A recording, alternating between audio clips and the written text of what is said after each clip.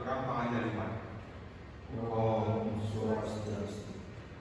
Baik, terima kasih atas waktu yang diberikan kepada kelompok kami. Di sini kelompok kami akan mempresentasikan hasil laporan observasi yang berjudul implementasi fungsi manajemen pendidikan di SD Negeri 7 Karangasem. Sebelum itu, izinkan kelompok kami untuk memperkenalkan diri terlebih dahulu. Yang pertama, saya sendiri, Igri Darmayasa dengan NPM 22006. Di sini saya sebagai moderator dan penyaji materi 1. Di sebelah saya. Perkenalkan, nama saya Dewi Pradasari, NPM 22005 sebagai penyaji 2. Perkenalkan, nama saya Komar Setiawan, NPM 224090 sebagai pemateri. Baik, tanpa berlama lagi, presentasi akan segera kami mulai. Yang dimana pemateri 1 akan menjelaskan presentasi sendiri.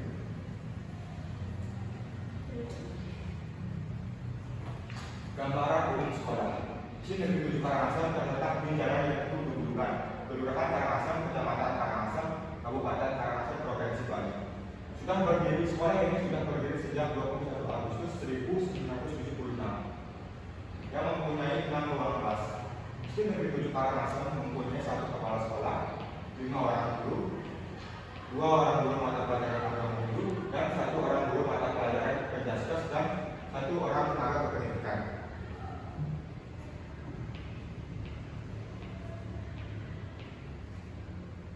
Perencanaan pembelajaran dari Negeri 7 Karangasem yang berpusat pada peserta didik menjadi kurikulum merdeka, menekankan pada pembelajaran yang berpusat pada peserta didik.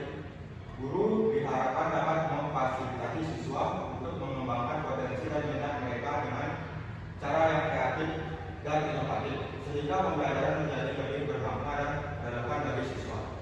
Selanjutnya yaitu pengorganisasian. Komponen pengorganisasian pembelajaran merupakan komponen yang menentukan cara semua satuan pendidikan dalam mengatur pembelajaran muatan di SD yang terdapat pada kurikulum yang ditetapkan oleh pemerintah dalam satu rentang waktu yang telah ditetapkan di sekolah dasar masing-masing. Dalam komponen pengorganisasian pembelajaran ada 4 pendekatan, yakni pendekatan dan yang kedua pendekatan tematik, yang ketiga pendekatan secara terintegrasi, yang keempat pendekatan secara bergantian dalam waktu terpisah.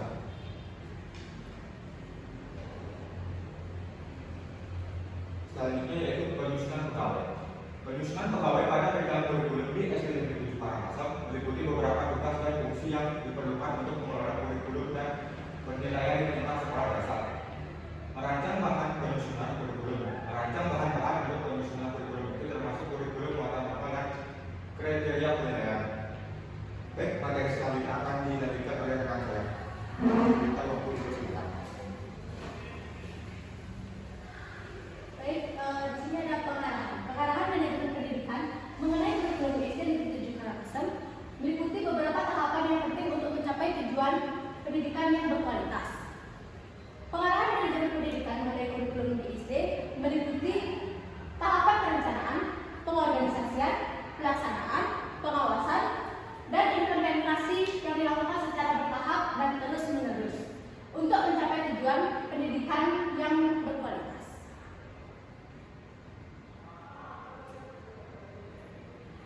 Berikut adalah beberapa aspek yang perlu diperhatikan. Yang pertama ada perencanaan kurikulum. Perencanaan kurikulum di SD dilakukan dengan tahapan analisis SWOT, perencanaan implementasi, dan perencanaan penilaian. Perencanaan kurikulum di SD Negeri 7 Karangasem meliputi tahapan planning, organizing, actualing, dan controlling, serta menggunakan pendekatan pembelajaran terpadu. Yang kedua ada pengorganisasian kurikulum. Pengorganisasian kurikulum di SD meliputi pengaturan, pengalokasian, dan pendistribusian waktu pembelajaran serta evaluasi pembelajaran. Pengorganisasian di SD Negeri 7 Karangasem memiliki 2 kurikulum sekaligus dan memiliki waktu kurikulum. Yang ketiga ada pengawasan kurikulum. Pengawasan kurikulum di SD dilakukan oleh kepala sekolah menggunakan 2 cara, yaitu pengawasan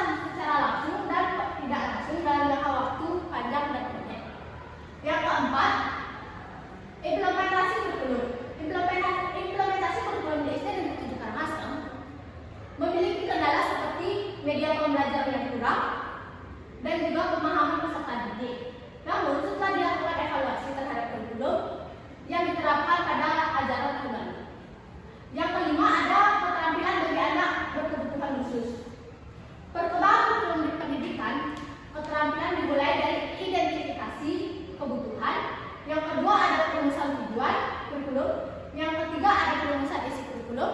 Yang keempat ada penentuan evaluasi. Selanjutnya ada koordinator. Koordinator. Koordinasi kurikulum di SD Negeri 7 Karangasem dilakukan untuk meningkatkan kualitas pendidikan dan memastikan implementasi kurikulum yang efektif pada peserta didik. Berikut adalah beberapa contoh koordinasi kurikulum di SD. Yang pertama ada merancang bahan penyusunan kurikulum di SD. Yang kedua ada melakukan penyusunan dan pembinaan kurikulum di SD. Yang ketiga merancang bahan penyusunan kalender pendidikan dan ketentuan jumlah jam belajar efektif, standar kompetensi setiap tahun bagi pendidikan SD. Yang keempat ada melakukan pemantauan, pengendalian, dan juga penilaian pelaksanaan proses pembelajaran mengajar, belajar dan mengajar. Dengan melakukan koordinasi terkait kurikulum SD Negeri 7 Karangasem bertujuan untuk memastikan proses pembelajaran proses belajar mengajar dapat diimplementasikan dengan baik. Selanjutnya ada pencatatan dan pelaporan.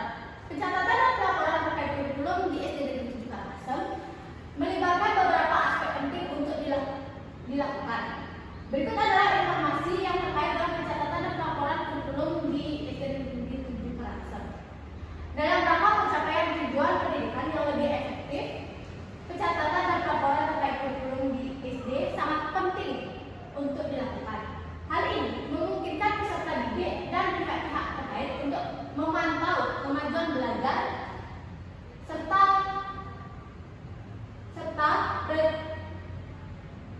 peserta didik dan mengembangkan strategi pembelajaran yang lebih baik. Baik, saya kembalikan ke reporter. Baik, materi selanjutnya tentang pengawasan akan dilaksanakan. Baik, materinya selanjutnya adalah pengawasan. Fungsi pengawasan kurikulum di SD Negeri 7 Karangasem ini bertujuan memastikan bahwa semua siswa mengikuti kurikulum dengan benar dan sesuai dengan tujuan pendidikan yang ditetapkan. Pengawasan ini dilakukan untuk memastikan bahwa kurikulum yang digunakan sesuai dengan standar nasional pendidikan dan dapat meningkatkan kualitas pendidikan. Pengawas sekolah memiliki peran penting dalam mendampingi sekolah pembinaan dalam implementasi kurikulum mereka. Baik, materi yang selanjutnya kendala-kendala dalam proses manajemen pendidikan. Di sini ada 4. Yang pertama, pembelajaran berbasis online. Kadang beberapa guru belum memahami atau mengerti bagaimana menggunakan handphone dalam mengaplikasikan pembelajaran atau menggunakan digital. Yang kedua, keahlian guru di SD Negeri 7 Karangasem juga mempengaruhi prestasi belajar siswa, di mana keahlian guru diukur melalui pendidikan guru, prestasi siswa dalam ujian dan pengalaman dari guru tersebut. Yang ketiga, kurangnya guru kelas di SD Negeri 7 Karangasem yang membuat kepala sekolah ikut serta mengajar di kelas. Dan yang terakhir, yang keempat, kurangnya TU di SD Negeri 7 Karangasem. Dan selanjutnya, solusi yang ditempuh dalam menghadapi kendala. Solusi yang diambil oleh kepala sekolah dalam menghadapi kendala tersebut dengan mengadakan rapat-rapat bersama dengan guru, ketua komite, dan juga orang tua atau wali dari seluruh siswa SD Negeri 7 Karangasem. Baik, waktu saya kembali ke moderator. Baik, baik, itulah presentasi dari kelompok kami. Bila ada salah kata atau